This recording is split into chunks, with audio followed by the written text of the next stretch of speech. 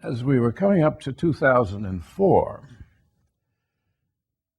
I made a prediction that Bush would lose again, but he would serve a second term. I said, think of how much they've learned in the 4 years since 2000. Well, they did. We've just seen the Conyers report out of Ohio.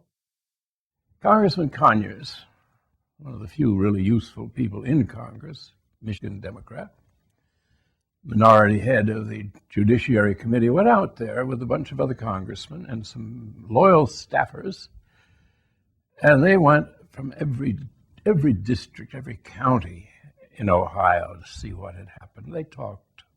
The Secretary of State would not answer any questions. There's a vast case to be made against him. 9,000 voters reported for duty to vote. And they had to line up a bit. They weren't kept waiting too long. And then they went through and they cast you press that electronic voting machine. Triad, not Diebold this time, was a principal culprit. Triad makes voting machines. And Triad had issued to the various people who were handling the ballots with a cheat sheet, it's called. How many votes we're going to need for governor, how many votes for the sheriff, how many, to make it look legitimate. So they were aiming at a certain number of votes per office. But this one balloting place just went crazy. I mean, too much pressure had been put on these people. So it ended up with 9,000 people. We know that was recorded. They came in to vote.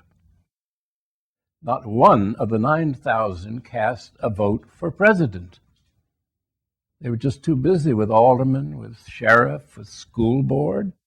Another case in which, after all, Kerry was the best financed Democratic presidential candidate in many, many years, if ever.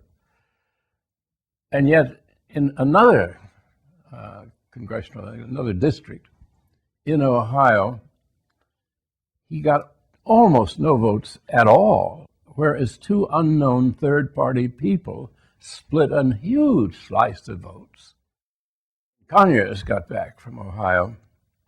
A small Chicago firm, publishers, published a book of his findings, and everything is very carefully done and legally done. And he had some good staffers with him.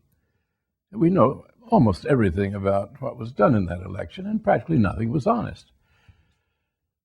Where is the newspaper of record? The New York Times. God, how we used to swear by this. I mean, it just shines in the night with nobility, the New York Times, and probity, too.